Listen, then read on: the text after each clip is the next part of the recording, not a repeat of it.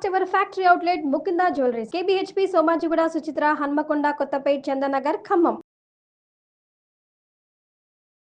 అమ్మ నమస్తే. నమస్తే అమ్మా. అమ్మ మీకు ముందుగా దీపావళి శుభాకాంక్షలమ్మా. అమ్మా మీకు ప్రేక్షకులందరికీ కూడా, ఒకవేళ ఎవరన్నా చూడకపోతే చూడని వాళ్ళకి అందరికీ కూడా దీపావళి శుభాకాంక్షలు. మరి దీపావళి విశిష్టత, ఆ రోజు ఎలా పూజా విధానం ఏ విధంగా ఉండాలి, మనం ఆచరించాల్సిన నియమాలు, నైవేద్యం ఏం పెట్టుకోవాలి, ఇవన్నీ ఒకసారి మాట్లాడుకుందామమ్మా. దీపావళి అన్న పదం పిల్లల్ని అడిగినా చెప్తారమ్మా, అంతే, దీపాల వరస అని కదా. ఇన్ని దీపాలు ఎందుకు వెలిగించుకుంటాం? దానికి ఒక కారణం ఉండాలి కదా. నిజానికి వెలుగులతో ప్రకాశించే అమావాస్య ఏదైనా ఉందా అంటే దీపావళి. దీపావళి అంతే. బాగా ప్రకాశమానంగా ఉండేటటువంటిది దీపావళి. నిజానికి తమిళులకి అమావాస్య చాలా పవిత్రమైన రోజైనా ఆ రోజే అన్ని శుభకార్యాలు మొదలు పెడతారు. మనకెందుకో చాలా మందికి, వాళ్ళకి తప్ప మిగిలిన వాళ్ళందరికీ కూడా అమావాస్య దేనికి మంచిది కాదు అనుకుంటాం. కానీ ఈ ఒక్క అమావాస్య నాడు మాత్రం ఎన్నో మంచి పనులు జరిగాయమ్మా. అంటే అది ఎంత వాస్తవమో తెలియదు, కానీ కొంచెం వాస్తవానికి దూరమేమో అనిపిస్తుంది నాకు. కానీ ఏ యుగంలో ఉన్నా అట్లా జరిగిందేమో, ఏ మన్వంతరంలో ఉన్న మహాయుగంలోనో తెలియదు. కానీ రాముడు రాక్షస సంహారం చేసి, అంటే రావణాసురుణ్ణి వధించి అరణ్యవాసం పూర్తి చేసుకుని అయోధ్య నగరానికి తిరిగి వచ్చిన రోజు కూడా ఈ అమావాస్య అంటారు. కానీ మనం కాస్త ఆలోచిస్తే తార్కికంగా కాదనిపిస్తుంది. అవునవును, కాదు కదా. ఆయన ఎప్పుడో చైత్రమాసంలో కదా ఆయనకి చేద్దామనుకుంది, వసంత ఋతువులో కదా పట్టాభిషేకం చేద్దామనుకుంది. అట్లాంటప్పుడు ఇప్పుడు కాదు కదా అది అనిపిస్తూ ఉంటుంది. ఇంకే లెక్కలో ఇంకే యుగంలోనో అది అప్పుట రాముడు వచ్చాడు అని చెప్పి, ఇంతకాలం నువ్వు లేనప్పుడు మా జీవితాలు చీకటితో నిండిపోయాయి, నువ్వు వచ్చాయి మా జీవితంలో వెలుగులు వచ్చాయి అని చెప్పి ఆవునేతి దీపాలు వెలిగించారట ఆ రోజు. అందుకని దానికి సంకేతంగా అన్నీ చేస్తారు అంటారు. సరే, ద్వాపర యుగంలో సంగతి మనకి తెలుసు. చతుర్దశి నాడు, అంటే ముందు కృష్ణ చతుర్దశి నాడు కృష్ణుడు నరకాసురుని సంహరిస్తే, అప్పటి వరకు తమ జీవితంలో వెలుగులు లేవు, జీవితం అంతా చీకటిగా ఉంది అని ప్రతీకాత్మకంగా అనుకోవడమే కాదు, నిజానికి నరకుడి బాధకి తట్టుకోలేక దీపాలే వెలిగించుకోకుండా చీకట్లో మగ్గారు జనాలు. అంచేత ఆనందంగా ఇన్నాళ్ళు కరువు తీరా దీపాలు వెలిగించుకున్నారు. అంటే దీనికి ఇంకొక విశేషం కూడా ఉందమ్మా, జ్యోతిశాస్త్రపరమైనటువంటి అంశం.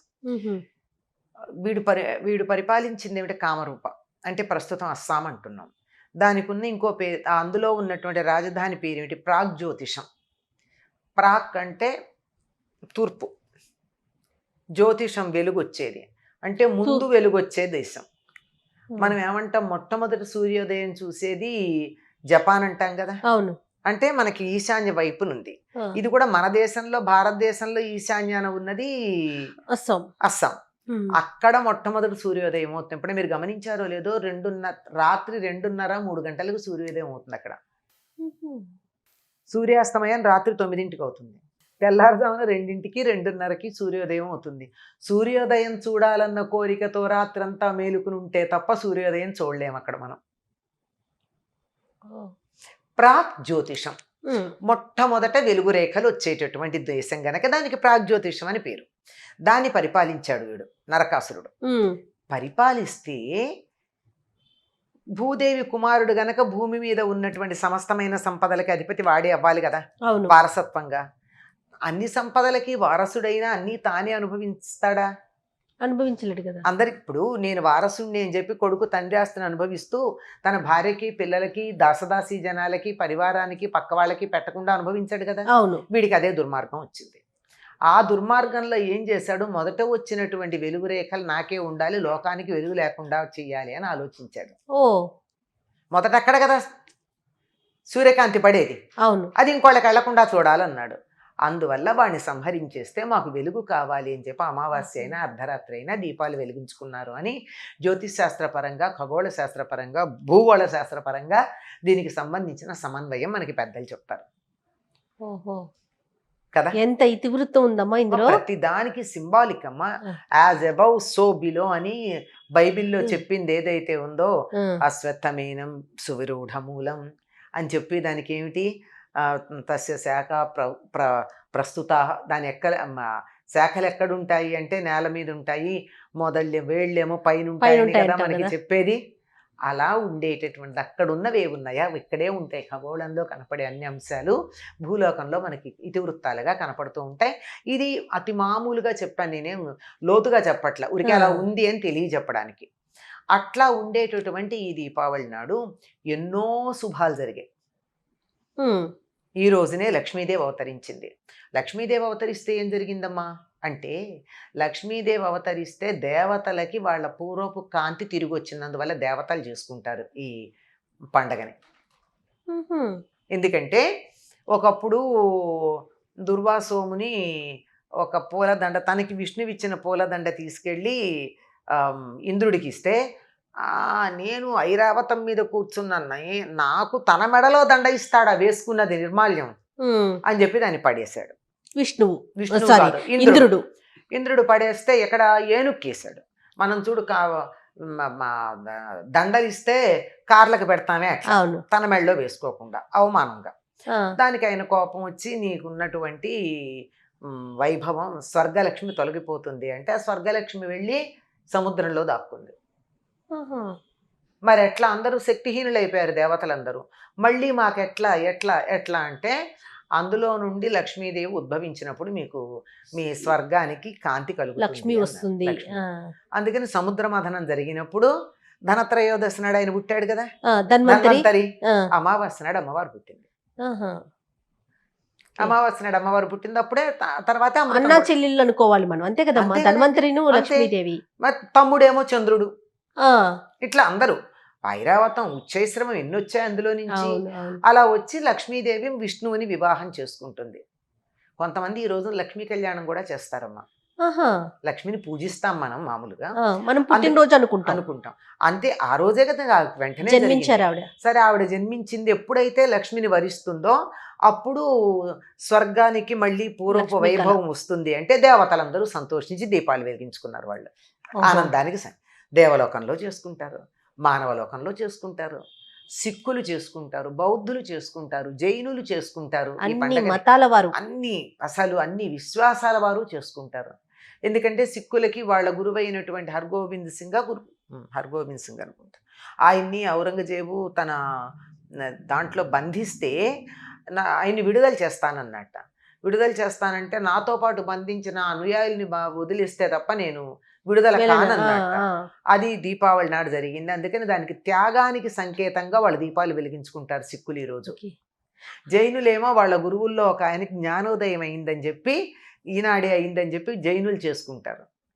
అంటే ఎవరి మతాలకి అనుగుణంగా, వారు ఆపాదించుకున్న కథలకి అనుగుణంగా విన్న వాటికి ఈనాడు ఇన్ని సంప్రదాయాల వారికో శుభం జరిగింది. అంతే, ఒక్కొక్కరికి ఒక్కొక్క విధంగా. ఎప్పుడో కొన్ని వేల సంవత్సరాల క్రితం ఈ దేశం నుంచి శకులని యవనుల్ని విక్రమార్కుడు తరిమేసి విక్రమార్క శకం తరిమేశాడు. ఆ సందర్భంగా అందరూ చేసుకుంటారు. విక్రమ సంవత్సరం ప్రారంభమయ్యేది ఇప్పుడే. అందుకే ఉత్తర దేశంలో వ్యాపారస్తులందరూ ఇవాళ కొత్త సంవత్సరం అని చెప్పి కొత్త దస్త్రాలు పెట్టుకుంటారు. కారణం ఏమిటంటే కొత్త సంవత్సరం వాళ్ళకి దీపావళి. ఎందుకంటే విక్రమ సంవత్ అని చెప్పేటటువంటి విక్రమార్క యుగం మొదలయ్యేది. ఇప్పుడు విక్రమాదిత్యుడు వాళ్ళని యవనులు శకులు మొదలైనటువంటి వేద ధర్మానికి విరోధులైన వాళ్ళందరినీ తరిమేసి మళ్ళీ ధర్మ సామ్రాజ్యాన్ని స్థాపించాడు. ఇలా ఇన్ని రకాల గాథలమ్మా, ఎన్ని శుభకార్యాలు జరిగాయో ఈ అమావాస్య నాడు. అందుకని ఈ అమావాస్యని మనం పరమ శుభప్రదంగా భావించుకుంటాము. మీరు ముందే చెప్పినట్లుగా మిగతా అమావాస్యల రోజును మనం అంత శుభకార్యాలు చెయ్యం, దాన్ని ఒక అశుభంగా భావిస్తాం. ముందు రోజు కూడా చెయ్యం. కానీ ఇప్పుడు చూడండి, దీపావళి అమావాస్యకి అన్ని ప్రాంతాల వారికి, అన్ని మతాల వారికి, అందరికి మంచి జరిగింది. పైగా ఈ దీపాలు వెలిగించుకునే పద్ధతి చాలా దేశాల్లో కూడా ఉంది. దరిదాపుల్లో ఇటుకే కాస్త ఈ సమయానికి అటు ఇటుగా చేయించుకునే దీపాల పండగ. కనుక దీపాలు ఎందుకు వెలిగించుకుంటామంటే మన మనస్సులు ఆనందంగా ఉన్నాయి అని చెప్పి సంకేతించుకోవడానికి, నా ప్రాణాలు వెలుగుతున్నాయి, నా హృదయంలో దీపాలు వెలిగాయి. చీకటి ఎప్పుడు అజ్ఞానంతో, దుఃఖంతో, బాధతో, అనారోగ్యంతో సంకేతించబడితే వెలుగన్నది ఆనందంతో, సంతోషంతో, ఆరోగ్యంతో, జ్ఞానంతో, విద్యతో సంకేతించబడుతుంది. వీటన్నిటికీ ప్రతీకగా దీపాలు వెలిగించుకుంటాం మనం. ఆ ఒకటి వెలిగించుకుంటే తృప్తిగా ఉండదు కనుక అనేక దీపాలు దీపాలు వెలిగించుకుని మన మనస్సుల్లో ఉన్నటువంటి ఆనందాన్ని అందరితోనూ పంచుకుంటాం. ఇది దీపావళికి ఉన్నటువంటి ప్రత్యేకత. ఈ రోజు అమ్మ మనం ఎవరిని కొలుస్తాం? మనం సాధారణంగా మన లక్ష్మీదేవి సంప్రదాయం లక్ష్మీదేవికి ఆవిర్భవించింది గనక లక్ష్మీనారాయణ పూజ చేస్తాం. మనం ఒకళ్ళని పూజ చేసే పద్ధతి లేదు కనుక ఆ, లక్ష్మీనారాయణ పూజ చేస్తాము. అది కూడా చాలా మంది ఉత్తర దేశీయులు రాత్రే చేస్తారు. కారణం ఏమిటి అంటే అమ్మవారి వాహనం గుడ్లగూబ. ఆ, గుడ్లగూబ ఎప్పుడు సూర్యాస్తమయం అయితే గానీ అది దానికి కన్ను కనపడదు అవును. కనుక ఆవిడ తన వాహనమైనటువంటి గొడ్లగూబనెక్కి తన జన్మదినం పెళ్లి రోజు అన్నీ కదా చాలా కలిసి అలా విహారం చేయడానికి బయలుదేరితే తన స్వరూపాలు ఎక్కడుంటే ఆ ఇంట్లో ప్రవేశిస్తుంది ఆవిడ. ఆవిడ స్వరూపాలు దీపాలు, ప్రత్యేకంగా నేతి దీపాలు, ఆహా. ఆవు నేతి దీపాలు, లేకపోతే నూనె అయినా పర్వాలా. ఈ ఒక్క రోజున దీపావళి రోజున మాత్రం తైలంలో లక్ష్మీదేవి అంటే నువ్వుల నూనెలో లక్ష్మీదేవి, అందుకే నువ్వుల నూనెతోనే దీపాలు వెలిగించాలి. తైలే లక్ష్మి జలే జలే గంగా, గంగా అంటారు జలే కదా. గంగా. ఎక్కడన్నా ఇంత గోష్పాదం అంత గుంటలో నీళ్లున్నా అందులో గంగా నది గంగాదేవి ఉంటుంది. ఉన్నట్లు అనుకోవాలి. కార్తీక మాసం అంతా కూడా ఆ గంగ అలా అవునవును. ఉంటుంది అంటారు. అందువల్ల లక్ష్మి తన ప్రతిరూపాలుగా ఉండేటటువంటి ఆ దీపాలు ఎక్కడుంటే అక్కడ ఆవిడ అనుగ్రహం చూపిస్తుందని, అందుకని సూర్యాస్తమయం తర్వాత మనం ఇన్ని దీపాలు వెలిగిస్తాము అని చెప్తారు. అదే మీరు మార్వాడీలు గనక అయినట్టయితే లక్ష్మీ ఆరాధకులే కదా వాళ్ళు. అవునవును. వాళ్ళు సూర్యాస్తమయం తర్వాతే వాళ్ళు మొత్తం అంతా పూజలన్నీ చేయడం. వాళ్ళు గొప్పగా ఉపవాసాలు కూడా ఉంటారు మా పగలంతా. అంటే ఉపవాసాలు అంటే స్వీట్స్ తింటారు. అలా ఉండి రాత్రికి 12ంటికి అమ్మవారికి పూజ చేస్తారు. అర్ధరాత్రి 12ంటికి. నిజానికి చాలా మంది చేస్తారమ్మా, ఒక మార్వాడీలే కాదు. అనేక రకాలైనటువంటి శుభాలు కలగాలి అని, సిద్ధులు కావాలి అని కోరుకునేటటువంటి వాళ్ళందరూ కూడా అమావాస్య నాడు, దీపావళి అమావాస్య నాడు అర్ధరాత్రి 12 గంటలకి పూజలు చేస్తారు. మన ఇళ్లలో కూడా మనం పెద్ద పెద్ద తాంత్రికాలు మంత్రంతో ఏమీ చేయకపోయినా అప్పటిదాకా మేలుకు నుండి అప్పుడు ఒకసారి మళ్ళీ ఎక్కడన్నా దీపాలు కొడిగట్టుంటే వాటిని వెలిగించి అమ్మవారికి నమస్కారం చేసుకుని అమ్మవారి పేరు తలుచుకుంటాం అంతే. నైవేద్యం ఏం పెడతామమ్మా? నైవేద్యమమ్మ లక్ష్మీదేవికి ఏదైనా పెట్టచ్చు. ఏ రకమైనటువంటి పిండి వంటలైనా ఆవిడకి ఇష్టమే. ముఖ్యంగా లక్ష్మీదేవికి ప్రీతిపాత్రమైంది అమ్మవార్లకు ఎవరికైనా సరే ఆవు పాలతో చేసినటువంటి పరమాన్నం, బెల్లం వేసి చేస్తారు. అవునవును. ఇంకా తర్వాత ఏది చేసిన శుభప్రదం గనక పులిహోర లాంటిది పసుపుతో గడి, ఇవి సాధారణంగా నివేదనలుగా పెడతాం. ఆ తర్వాత పిండి వంటలు ఏమైనా చేసుకోవచ్చు. ఇక పెద్ద పెద్ద నియమాలు ఉండవమ్మా. నరక చతుర్దశికి కానీ దీపావళికి కానీ మనకి ప్రత్యేకంగా ఈ వ్రతాలు ఇలాంటివన్నీ ఉండవు. మామూలు పూజే కొంచెం విశేషంగా చేసుకుంటాము. ఎన్ని రకాల పిండి వంటలైనా చేసుకోవచ్చు. కాకపోతే సంప్రదాయం తెలిసినటువంటి వారు మాత్రం వాళ్ళ అమావాస్య కదా, అమావాస్య అన్నది పితృదేవతలకి సంబంధించిన తిథి.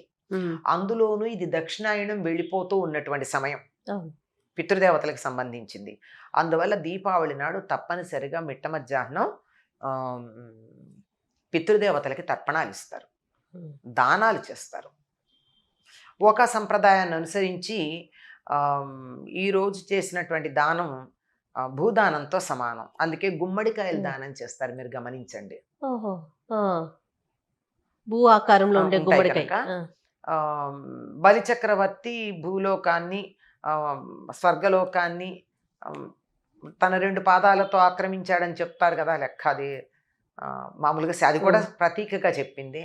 అలాంటిది ధనత్రయో చతుర్దశి అమావాస్య పాడ్యమి అనే కారణంగా ఈనాడు ఇప్పుడు బలి చక్రవర్తి 3 రోజులు భూమిని పరిపాలిస్తాడని, అందువల్ల దానాలు చేస్తే బాగుంటుందని, ఆ తర్వాత రోజుని కార్తీక శుద్ధ పాడ్యంని బలిపాడ్యమి అన్న పేరుతో బలి చక్రవర్తి పేరున నిర్వర్తించుకోవడం ఉంది.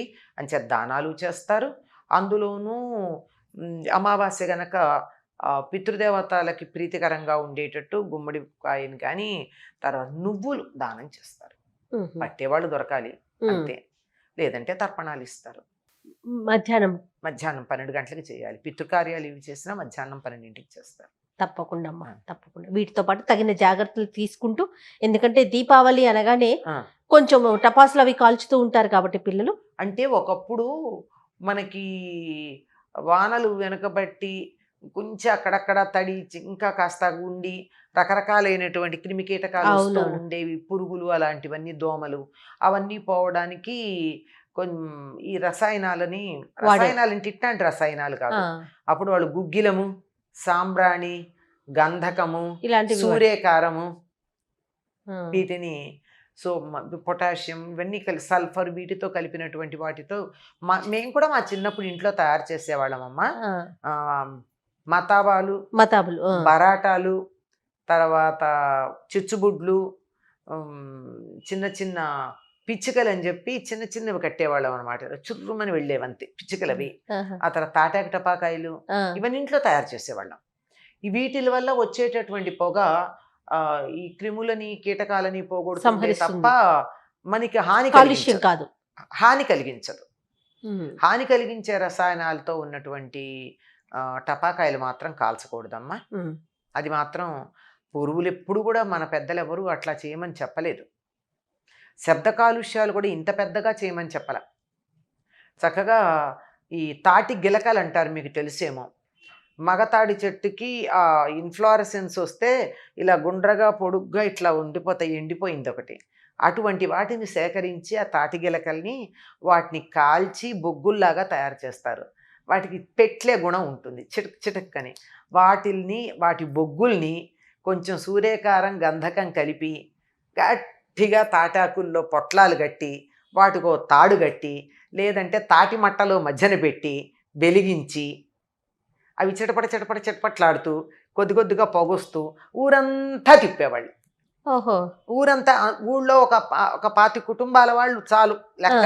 25 కుటుంబాల వాళ్ళు సాధారణంగా ఇంటి పాలేరో ఇంట్లో పిల్లలో సరదా పడో ఎవరో వాళ్ళు వెళ్ళి ఊరంతా దీంతో తిప్పారనుకోండి, ఊరంతా ఇలా చుట్టూ ఏమవుతుంది, పొలాల్లోంచి వచ్చేటటువంటి దోమలు మొదలైన నుసములు లాంటివన్నీ రావు, పోతాయి. అలా చేసేవాళ్లే తప్ప ఇప్పుడు ఉన్నటువంటి రసాయనాలు లేవమ్మా. ఇప్పటికి కూడా అది సరైన పద్ధతి కాదు. వాటి విషయంలో తగిన జాగ్రత్తలు తీసుకోవాల్సిందే, తప్పనిసరిగా తీసుకోవాలి. తప్పకుండా. మరొకసారి మీకు దీపావళి శుభాకాంక్షలు. అందరికీనమ్మా దీపావళి శుభాకాంక్షలు. అందరి జీవితాల్లోనూ కూడా జ్ఞానజ్యోతులు, ఆరోగ్య జ్యోతులు, ఆనంద జ్యోతులు వెలగాలి ఈ దీపావళికి అని శుభాకాంక్షలు తెలియజేస్తున్నాను. నమస్తే అమ్మా.